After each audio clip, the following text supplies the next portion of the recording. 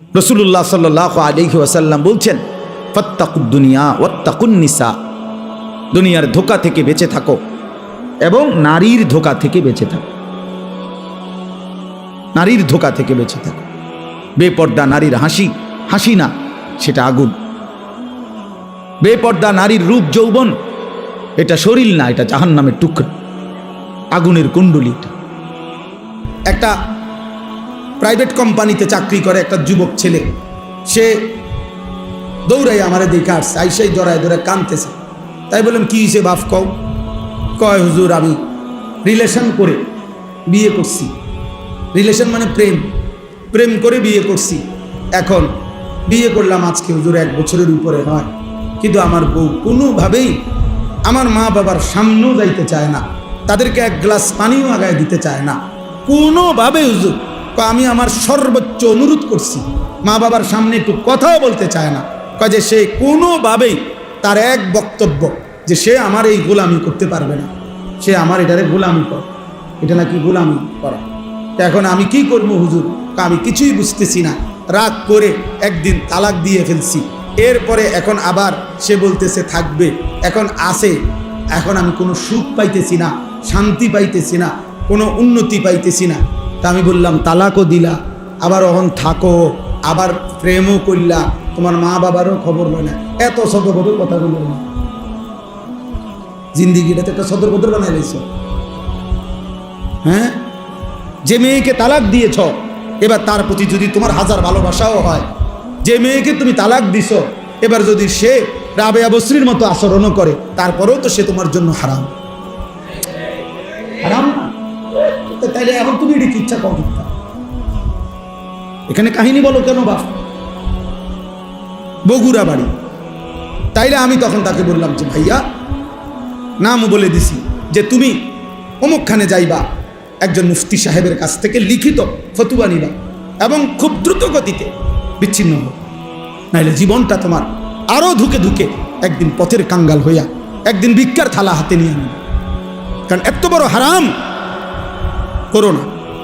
এজন্য ভাইয়া, তোমরা যদি আমার কাছে কেউ শুনতা, আমার জীবনে সব সময় আমার পকেটে ছেলেরা কাগজ দেয়, অনেক সময় অনেকখানে কত কিছু লেখে, আমার খাদেম যারা ওরা কত কিছু বলে।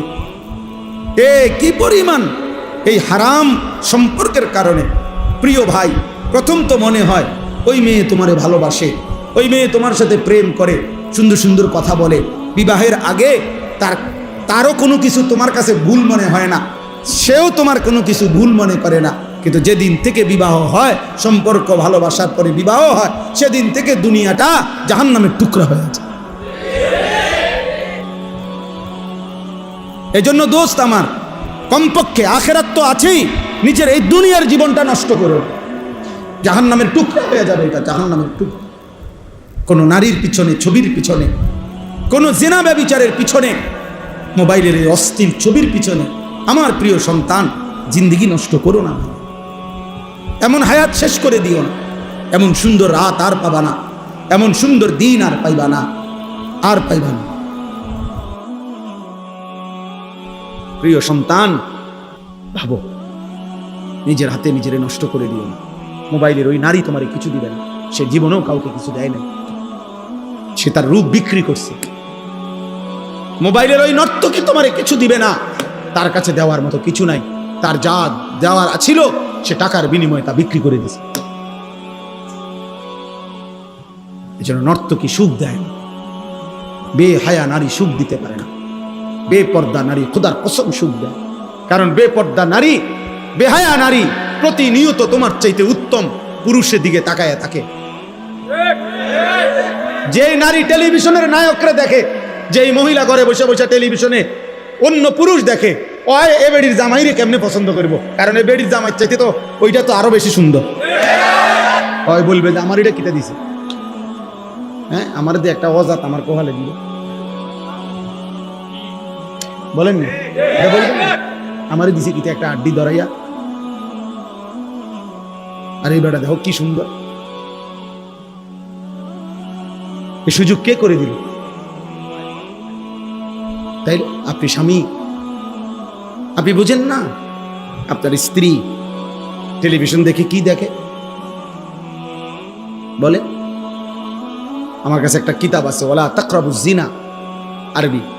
ওই কিতাবের মধ্যে আছে, বিশ্বাস করেন ওই কিতাবে আছে, ওই পুরুষের চাইতে কাপুরুষ, ওই পুরুষের চাইতে নিকৃষ্ট, ওই অভিভাবকের চাইতে নিচু নিকৃষ্ট মানুষ আর কেউ হইতে পারে না, যে দেখে যে তার স্ত্রী, ছেলে মেয়ে টেলিভিশনের মধ্যে, মোবাইলের মধ্যে একজন যুবক পুরুষ একজন যুবতী নারীকে জড়িয়ে ধরছে।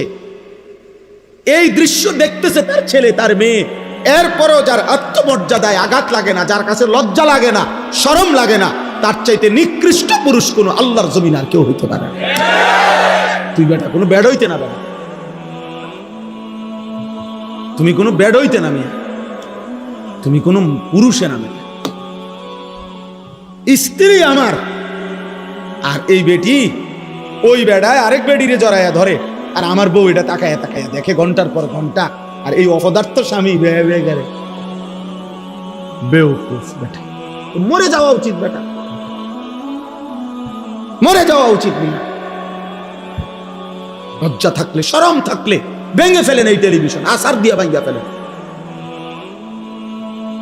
ওই মোবাইল ভেঙে ফেলেন, স্ত্রীর সাথে বুঝাপড়া করেন।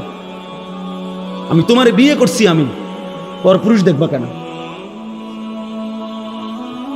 ছেলেকে বলেন, বাপ আমার একটা একটা টাকা ঘামের টাকা, আমি প্রতিটা টাকা কষ্ট করে উপার্জন করছি বাপ, সেই টাকা দিয়ে তুমি 24 ঘন্টা মোবাইলে নারী দেখবা, ছবি দেখবা, একটা ওয়াক্ত নামাজ পড়বা না বাপ, তাহলে তুমি আমার সন্তান, তুমি আমার ছেলে, আমার মেয়ে, আমার এই কষ্টের উপার্জন তাহলে কার জন্য করলাম?